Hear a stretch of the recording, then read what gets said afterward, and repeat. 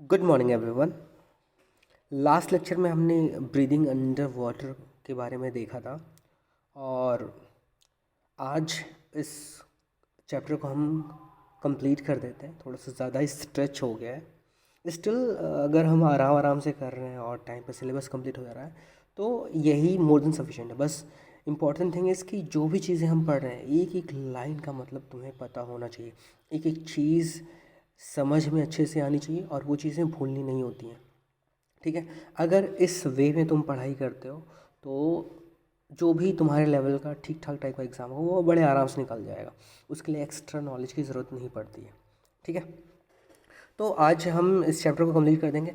और ये चीज़ याद रहे हमेशा कि जब भी हम ऑनलाइन क्लास ले रहे हैं तो हमारे पास में हमारा टेक्स्ट बुक होना चाहिए, साथ में एक कॉपी पेन ज़रूर होना चाहिए कि इन केस कुछ ऐसा नॉलेज जो भी बुक में एक लाइन के फॉर्म में दे दिया था जिसके बारे में हमें नहीं पता था और सर ने कुछ ऐसा बता दिया तो उसके बारे में उसको नोट डाउन करना बहुत ज़्यादा ज़रूरी है और उन चीज़ों को याद रखना बहुत ज़्यादा ज़रूरी है।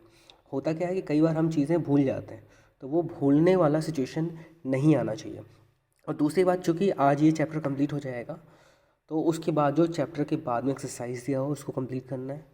अगर चैप्टर के बाद में कोई एक्टिविटी दी हुई है तो उस एक्टिविटी को कंप्लीट करना है। और ऑनलाइन क्लास को हम सीरियसली लेंगे क्योंकि जब तक रेगुलर क्लासेस नहीं स्टार्ट हो रही हैं, ठीक है, तब तक हमारे पास और कोई ऑप्शन नहीं है। तो इस टाइम को हमें वेस्ट नहीं करना, यूटिलाइज़ करना अच्छे तरीके से। खेलने का तो अब तुम्हें पहले से ज़्यादा खेलने का मौका फिर भी मिलेगा अगर तुम बहुत मेहनत करके पढ़ लेते हो।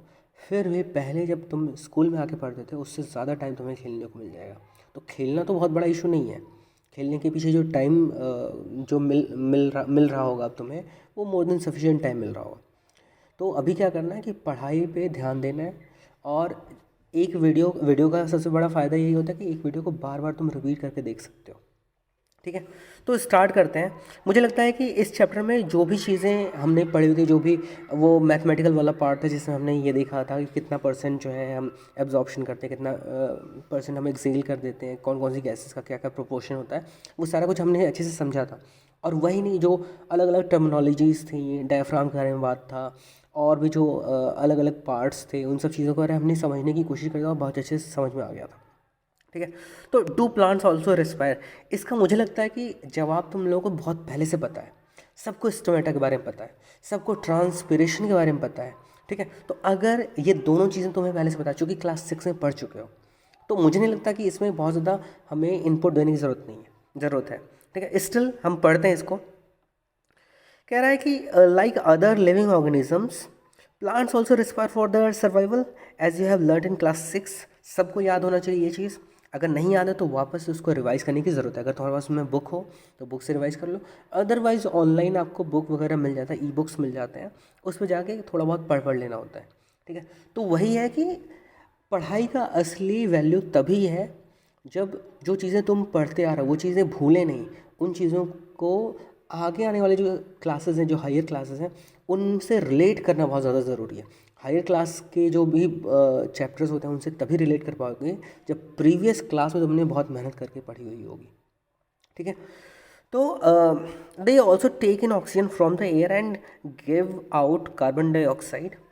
इसमें भी बहुत ही इंटरेस्टिंग स्टोरीज कई सारी तरह की हैं। जैसे कुछ पौधों का तो ये है कि दिन के टाइम में जो है कार्बन डाइऑक्साइड लेते हैं और ऑक्सीजन छोड़ते हैं, रात के टाइम में जस्ट अपोजिट हो जाता है। लेकिन कुछ ऐसे भी प्लांट्स हैं जो दिन के टाइम में भी ऑक्सीजन प्रोड्यूस करते हैं और रात के टाइम में भी ऑक्सीजन प्रोड्यूस करते हैं। तो जब भी वो फूड प्रिपेयर कर रहे होते हैं तभी ऑक्सीजन प्रोड्यूस कर रहे होते हैं। अदर टाइम पे वो जब वो फूड वगैरह नहीं प्रिपेयर कर रहे होंगे उस समय वो कार्बन डाइऑक्साइड या हमें ऑक्सीजन लेते हैं और कार्बन डाइऑक्साइड छोड़ते हैं। ठीक है, तो इन सब चीज़ों के बारे में पढ़ोगे तुम, बहुत डिटेल में पढ़ोगे। अगर हाई क्लासेस में बायोलॉजी ऐसे सब्जेक्ट लोगे तब इन सब चीज़ों के बारे में तुम्हें पता चलेगा। ठीक है, इसलिए कई बार बोलते हैं कि पीपल एक ऐसा पेड़ है जो कि रात में भी कार्बन डाइऑक्साइड प्रोड्यूस करता है, दिन में भी कार्बन डाइऑक्साइड प्रोड्यूस करता है। तो ऐसे बहुत बहुत सारी बातें हैं जिनके बारे में जिसका रेलेवेंस अभी तो फ़िलहाल नहीं है, लेकिन हाँ, अगर इस पर्टिकुलर सब्जेक्ट बायोलॉजी में अगर तुम बहुत ज़्यादा इंटरेस्ट लेते हो तो इसको एज ए सब्जेक्ट चूज़ करके तुम हायर स्टडीज़ कर सकते हो। ठीक है, तो in the cells oxygen is use to break down glucose into carbon dioxide and water as in other organisms. हमें याद होगा कि ऑक्सीजन का क्या काम था, कार्बोहाइड्रेट को तोड़ता था। कार्बोहाइड्रेट का एक फॉर्म है ग्लूकोज। कार्बोहाइड्रेट के 2-3 फॉर्म्स का हमने पढ़ा हुआ है।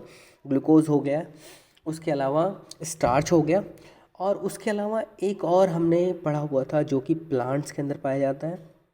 ठीक है, तो सेलुलोज, मुझे लगता है वो भी थोड़ा बहुत याद होगा कि हम ये 3 फॉर्म ऑफ कार्बोहाइड्रेट्स हमने पढ़ा हुआ है, जिसमें हमें पता है कि ग्लूकोज होता है, ग्लूकोज को ऑक्सीजन जब मिल जाता है वो कार्बन डाइऑक्साइड, वाटर और एनर्जी प्रोड्यूस करता है। ठीक है, तो in the cells oxygen is used to break down glucose into carbon dioxide and water as in other organism. In plants, each part can independently take in oxygen from the air and give out carbon dioxide.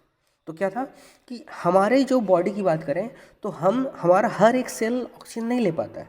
हमारे nostrils के through जो है lungs तक जाता है और वहाँ से ऑक्सीजन को हर एक सेल तक पहुँचाया जाता है ब्लड के हेल्प से।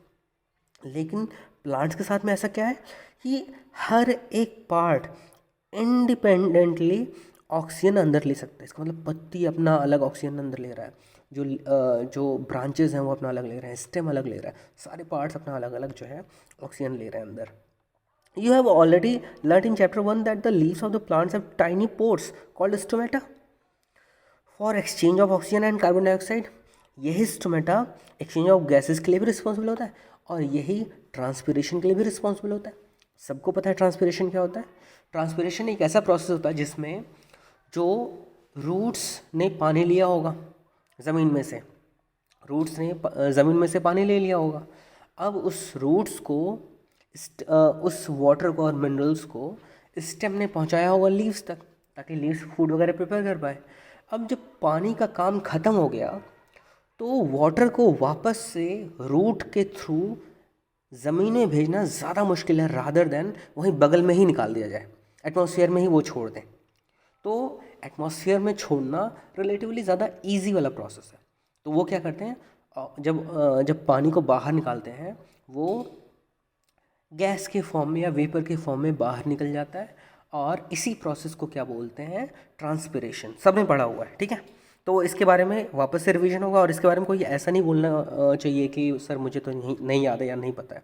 अगर पहले याद नहीं रहा होगा तो वापस से रिवाइज हो चुका है। अब नेक्स्ट टाइम जब भी ट्रांसपिरेशन टर्म आएगा तुम्हारे सामने तो ये कभी भी भूलना नहीं चाहिए, ठीक है। फिर Paheli wants to know whether roots which are underground also take in oxygen, if so why. तो ऑक्सीजन की ज़रूरत क्या हमारे बॉडी में हर एक सेल को चाहिए होता है, तो आंसर है यस। तो इन द सेम मैनर मुझे लगता है रूट्स को भी मिलना चाहिए। अगर नहीं मिलेंगे तो वो बाकी सारा एनर्जी वगैरह का जो यूटिलाइजेशन है वो कैसे कर पाएगा, है ना। हर एक सेल को एनर्जी चाहिए होती है। In the same manner plant के हर एक पार्ट को भी एनर्जी चाहिए होगी, ठीक है। तो मुझे लगता है इसका आंसर तुम्हें मिल गया है। आगे कह रहा है कि like all other living cells of the plants the root cells also need oxygen to generate energy. Root cells को भी एनर्जी चाहिए, को भी ऑक्सीजन चाहिए होती है टू जनरेट एनर्जी। देखो अभी यहाँ साफ साफ दिखा रहा है, लिखा भी हुआ है। Roots take up air from the air spaces present between the soil particles. Roots जो है हमने अभी अभी जस्ट पढ़ा था कि जितने भी पार्ट्स होते हैं प्लांट्स के, सारे पार्ट्स अपना अलग अलग ऑक्सीजन अंदर ले सकते हैं। तो अगर रूट ज़मीन के अंदर है तो रूट एटमॉस्फेयर से कैसे ले पाएगा, तो उसका आंसर ये है कि जो ज़मीन होता है ज़मीन के अंदर भी एयर वगैरह होता है। जहाँ पे भी दो पार्टिकल्स के बीच में गैप होगा वहाँ पे एयर होगा, उस एयर को वो यूज़ करता है, ठीक है। तो इस पिक्चर के थ्रू ये चीज़ें समझ सकते हो कि ये सॉइल पार्टिकल्स हैं। देखो यहाँ पे ये एक सॉइल पार्टिकल है, ये एक सॉइल पार्टिकल, ये एक सॉइल पार्टिकल। इन तीनों पार्टिकल्स के बीच में कुछ गैप नज़र आ रहा है। इन्हीं गैप्स में एयर ट्रैप्ड होता है, ठीक है। अब रूट के जो बिल्कुल पतले पतले वाले पार्ट्स आते हैं वो यहाँ के यहाँ जाते हैं, और वही पतले वाले पार्ट यहाँ से एयर एब्जॉर्ब कर लेते हैं, एयर में से ऑक्सीजन यूटिलाइज कर लेते हैं, ठीक है।